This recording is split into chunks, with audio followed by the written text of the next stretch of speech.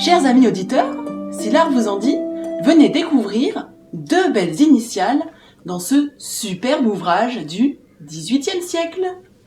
Il s'agit du Dictionnaire universel des arts et des sciences. Rédigé dans un premier temps par Thomas Corneille, le petit frère du célèbre Pierre Corneille. Va, je ne te hais point. Cet ouvrage a été imprimé en 1732 et il est conservé dans le fonds patrimonial de la bibliothèque de Semur-en-Auxois, que vous pouvez découvrir en décor de cette vidéo. Ce dictionnaire est imprimé en 2 volumes de grand format. Il n'y a pas de dessin d'illustration pour le texte. En revanche, à chaque nouvelle lettre, l'initiale du premier mot est encadrée et décorée avec, en grande majorité du temps, un paysage, comme c'est le cas pour la lettre G, posée sur les falaises devant une ville côtière en bordure de mer. Seules 2 initiales sont accompagnées non pas d'un paysage, mais de personnes, et même plus précisément de divinités. Athéna dans le tome 1 et Apollon dans le tome 2. Athéna et Apollon n'ont aucun lien avec les mots du dictionnaire. Abada pour Athéna, ça colle pas. Abada, c'est un rhinocéros. Et pour Apollon, on a l'adjectif maègne, qui signifie estropié, dans le vieux français. En revanche, ces 2 divinités sont liées au titre de l'ouvrage qui mentionne l'art et les sciences.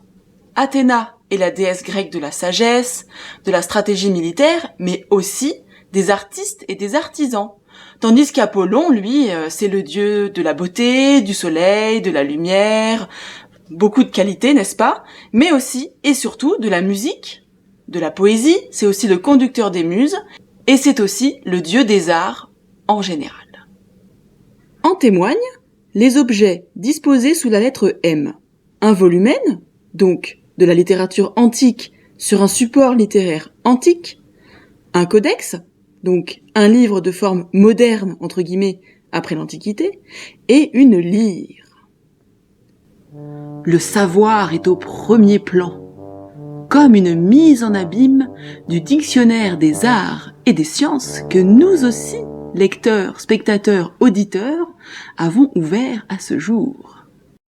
Apollon a aussi emprunté le caducée de Mercure, ainsi que son pétase ailé, car Apollon est aussi un dieu guérisseur et un messager des dieux. Tout est en mouvement dans cette scène qui accompagne la lettre M, elle-même droite et solide. Apollon est représenté au centre de la scène, le genou gauche posé sur un immense nuage qui évoque les cieux étant l'étape intermédiaire entre le royaume des dieux et celui des mortels. En tendant sa main droite vers les objets situés en bas à droite, tout en regardant vers le haut, en haut à gauche, donc vers les dieux, Apollon joue bien le rôle de l'intermédiaire entre les humains, en bas de l'image, et les dieux, en haut de l'image, mais personne n'est visible excepté Apollon. Le personnage est tout en mouvement, son vêtement également, comme s'il apportait l'inspiration aux lecteurs et aux artistes, le souffle, l'enthousiasme, traduit par le vent, qui crée cette atmosphère vivante et dynamique au niveau des nuages. Apollon apporte aussi la lumière dans la page où se trouve l'initiale qui l'accompagne, comme il éclaire les utilisateurs du dictionnaire en leur apportant des connaissances pratiques. Si Apollon est concerné par les arts en général du côté rhétorique ou théorique, Athéna, en revanche, est reliée directement aux personnes, aux artistes ou aux artisans. Petit clin d'œil au tisserand pour vous mettre dans la toile pour tout à l'heure. Athéna traduit l'aspect solide des connaissances comme un socle de savoir pour les artistes, les artisans et toutes les personnes intéressées. Elle est assise sur les marches d'un temple ou d'un bâtiment important dont on voit la base et le départ d'une colonne.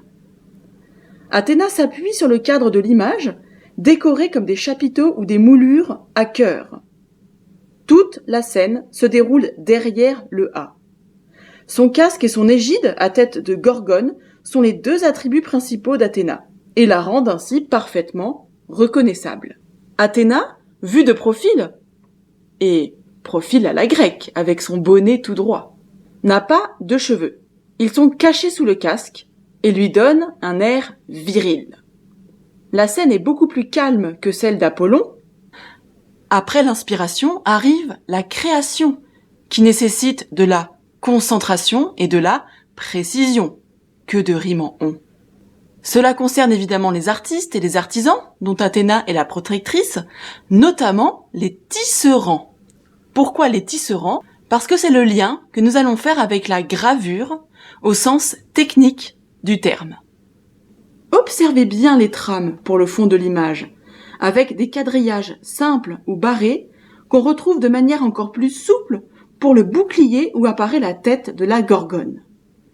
Athéna, assise confortablement et tout en souplesse malgré son immobilité, contrairement au reste de l'image. La lettre, comme l'architecture, conçue uniquement avec des lignes droites, parallèles ou perpendiculaires.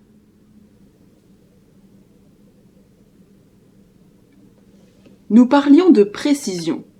Chers amis auditeurs, combien de doigts avez-vous donc ? 5 sur une main. Mais qu'en est-il d'Athéna ? Car, ici, c'est le détail qui tue. Et oui, on dirait qu'elle en a 6, à moins que le pouce soit totalement raté au niveau esthétique.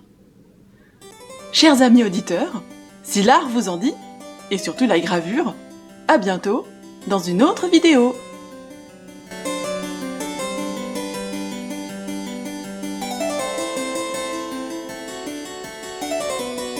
J'aurais dû intituler cette séance Athéna à Gattaca.